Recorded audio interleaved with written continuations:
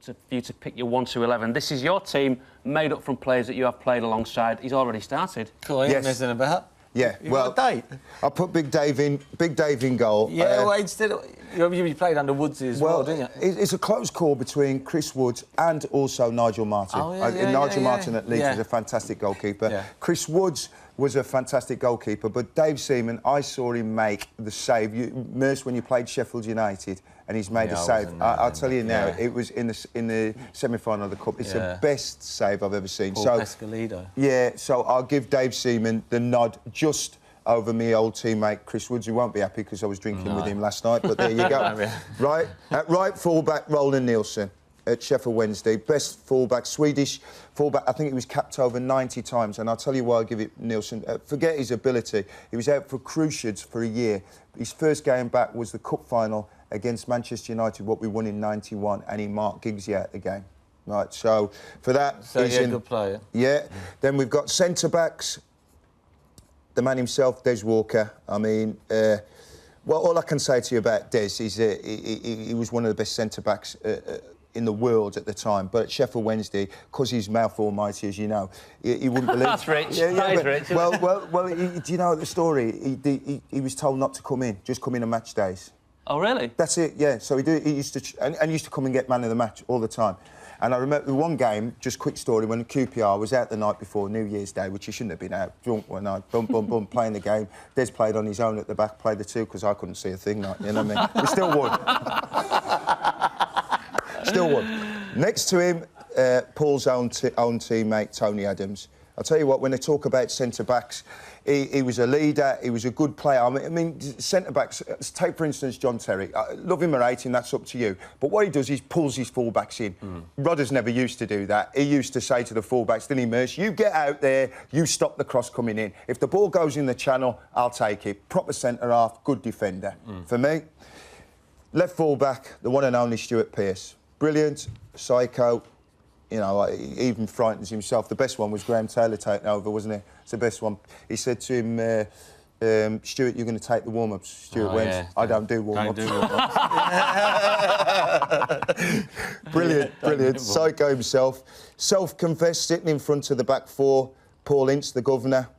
You know, I mean, for me, Man United miss right now a Paul Ince, a Roy Keane. He was a fantastic footballer. Just a great competitor, so he's got to be in there. And then, number 8, Mr Paul Gascoigne. Best you ever played with? Without a shadow of doubt. Without a shadow of doubt. Great lad and just an absolute terrific footballer. Give us, come on, give us a bit of an insight into, we've seen Gazza, everyone talks he's a wonderful player, but, what was it about him? Was it his bravery in getting the ball, or...? Well, I'll tell you what, Merse was similar to Gazza. You know when you talk about quality players... We're talking about football now. No, but when you talk about Merse, Gazza, they have the ability, when they pick the ball up, they travel quicker with the ball. It's a unique... And Messi does it. You know, people say he's not quick, but when he picks the ball up...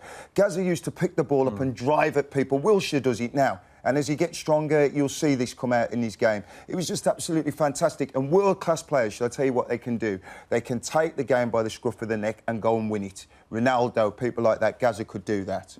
He was strong strong upper body. Yeah. Strong upper body. And I've got to put my own mate in here. It was a difficult one.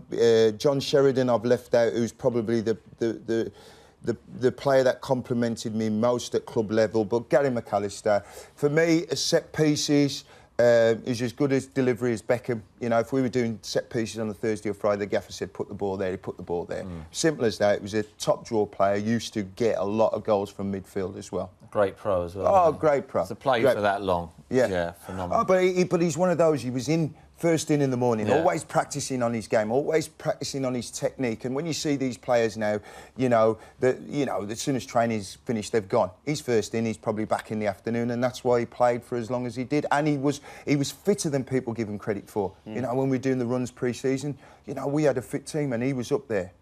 Now we come to the wingers now, right? We've got on this side, without a doubt, one of the best wide players I've ever seen. The one and only Chris Waddle.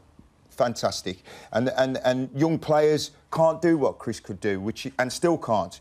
He was left-footed, But people used to show him down the right-hand side. He'd go down the right-hand side. I remember playing at West Ham one day and they kept shouting, show him down on his right-hand side. He went down the right-hand side, put it in the stanch. You know, he had that ability, the step over, the lollipop. The thing that impressed me more about Chris Waddle than anything, when you're a winger, usually you beat defenders with sheer pace. You run at 100 mile an hour and you do a little thing.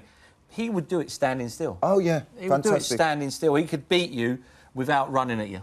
It was an art, I don't know. And the thing is, with Chris as well, if you stepped off him, he had that ability. Yeah. Step inside with his left foot, and he could put it on a sixpence. So you'd have to go and close him down. And I'll tell you the one thing that he always did, he invited the tackle. Early doors, he always used to say to me, give me the ball, invite the challenge, so he could get the full-back booked. Once he's got the full-back booked, get ready, he's got him on toast. Did he train hard?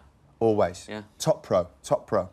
And then you've got to have John Barnes in. Got to have him in. I know people say for England, this, that and the other, blah, blah, blah. I don't agree with it. One of the best players in the world for me at the time, John Barnes. He was fit, he was strong, he could go by people, he could, you know, cross the ball, he could score goals, he had everything. Fantastic footballer. See, when John Barnes played for England, the team talks of the other teams was stop John Barnes playing. And that's why people say he struggled, but every team tried to stop John Barnes playing, and that was where he found it hard. But I mean, unbelievable player. Unbelievable. And all them centre forwards you played under. I know. Top centre forwards. Who are you going to go with? I know it's so difficult, but I've got to go for the one and only Gary Lineker. You can't argue with his goal scoring. For England, I mean, he's golden boot at the World Cup, but I tell you what he was an exponent of. And still today, there's nobody does it better than Gary Lineker. Still today, he attacked that near post. If you've got two wide players in, he got across you at that near post and scored goal after goal doing that. Because quite often, people like try and, you know, get in behind the centre half, but he'd drag you away. He was like, right, he played off your shoulder, but then would go. And when he went, he was explosive. He was quick.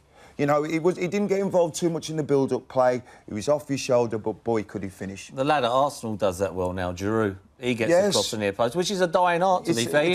Very rare you see it, do you? Yeah, well, you know, it's people... I mean, I heard Gary on the TV the other day. Welbeck doesn't do that. You know, he's a good player who scores goals, but doesn't attack that near post. And when you look at the players like of yesterday, the Andy Grays, who used to get loads of goals by attacking that near post, you know, it's a dying breed. And unfortunately, I've left out Wrighty, Alan Shearer, Merse, Teddy Sheringham, all great players, but... You know... Who's your skipper? Without doubt. Tony, yeah. Tony. Yeah. Tony, I've got to be honest with you, he's one of those players that I always thought a bit overrated him, you know. But when you play and you play alongside him, and you know what, he's a man. He stands up and he's counted and will go one-on-one, you know. And, you know, he's quicker than people give him credit for. Great team. Cheers, Carlton.